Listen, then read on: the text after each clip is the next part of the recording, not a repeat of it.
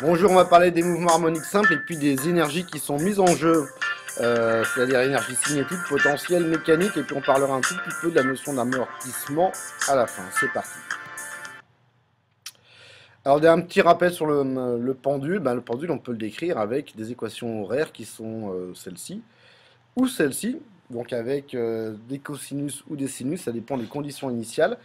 Et puis, on peut avoir l'accélération qui, elle, est décrite pas simplement en fonction du temps, mais en fonction de la position x. Et puis, pareil, pour la vitesse, on n'a pas que des équations horaires, on a la valeur absolue de la vitesse, qui est égale à oméga, la fréquence angulaire, multipliée par la racine carrée de x0 carré moins x carré. Donc, ne dépendant pas du temps, enfin simplement la position.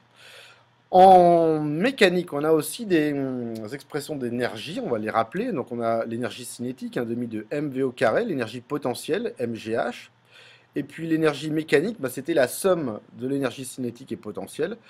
Une petite remarque, c'est que s'il n'y a pas de frottement, l'énergie mécanique est conservée. Donc on a une constante. Alors, on va s'intéresser à l'expression de l'énergie cinétique. Qu'est-ce qu'on peut avoir? Comment on pourrait décrire l'énergie cinétique simplement par rapport à la position, par exemple?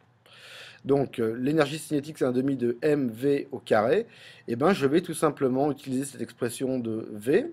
Et puis, je vais avoir une expression d'énergie cinétique uniquement en fonction de la position. Alors évidemment, je peux aussi avoir une expression d'énergie cinétique en fonction du temps, hein, en prenant l'expression de la vitesse par rapport au temps, mais ça c'est une équation qui est aussi intéressante, donc c'est les EC par rapport à la position.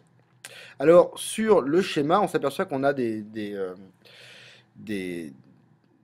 cas particuliers, des moments où la vitesse justement est égale à 0, un moment où la vitesse est maximale. Donc on va avoir deux endroits, les deux extrémités où l'énergie cinétique sera égale à 0. Et puis quand le pendule va passer par sa position d'équilibre, on aura une vitesse maximale et donc l'énergie cinétique maximale. Alors que vaut l'énergie cinétique maximale quand le pendule passe par la position x égale 0? Et ben c'est tout simplement celle-là. Elle va être intéressante pour la suite. Pour l'énergie mécanique, alors pourquoi on commence par l'énergie mécanique plutôt que l'énergie potentielle? On va en parler un petit peu après. Alors l'énergie mécanique, c'est tout simplement la somme de EC plus EP. Alors pour l'instant, j'ai pas EP, mais je sais que si j'ai pas de frottement, l'énergie mécanique, elle, va être constante. Donc constante, ça veut dire que je peux avoir une expression de l'énergie mécanique en n'importe quel endroit. On a vu qu'il y avait un endroit qui était assez sympathique dans notre problème, c'était le moment où la vitesse était maximale. Parce que je peux dire que en passant par la position d'équilibre, je peux définir une énergie potentielle égale à 0. Je connais l'expression de l'énergie cinétique, EC max, et donc je peux à ce moment-là en déduire une expression de l'énergie mécanique qui serait 1 demi de m oméga 2 x0 carré. Maintenant, pour l'énergie potentielle. Alors, l'énergie potentielle, on pourrait prendre l'expression MGH et travailler avec cette expression. Ça pourrait être un petit peu complexe. Mais si je pars du principe que l'énergie mécanique, c'est la somme de EC et de EP, l'énergie potentielle, à ce moment-là, c'est l'énergie mécanique moins l'énergie cinétique. Et je connais une expression pour l'énergie mécanique et une expression pour l'énergie cinétique. Donc, je vais tout simplement essayer de développer cette différence entre EM et EC. Et je vais arriver à une expression de l'énergie potentielle qui est 1 demi de m oméga 2 x au carré. Donc à chaque instant où je connais la position, pour toutes les positions, je peux évaluer la valeur de l'énergie potentielle. Alors évidemment, je pourrais avoir aussi une expression de l'énergie potentielle en fonction du temps. Là, ce qui était intéressant pour moi, c'était de pouvoir l'avoir en fonction de la position. Alors, amortissement d'une oscillation. On a établi les expressions des énergies cinétiques et potentielles et mécaniques dans un cas où il n'y avait pas de frottement, mais on peut avoir des frottements, une dissipation de l'énergie.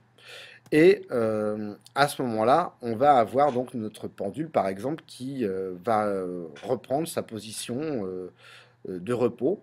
Donc, si on a des frottements ou des frictions, on ne peut pas dire que l'énergie mécanique est constante. On va avoir donc une amplitude qui va diminuer en fonction du temps. On va avoir par exemple ce genre de graphe. On a ce qu'on appelle un régime pseudo-périodique. Donc on a bien une période, mais avec une amplitude qui diminue. Alors on peut avoir aussi un cas extrême, où les amortissements deviennent extrêmement forts. Ça serait par exemple d'avoir donc un régime pseudo-périodique avec différentes oscillations, et puis un cas qui serait extrême, l'amortissement critique, c'est celui que j'ai mis en rouge, où finalement le système ne va même pas passer par une oscillation, il va tout de suite s'arrêter d'osciller. C'est ce qu'on va appeler l'amortissement critique.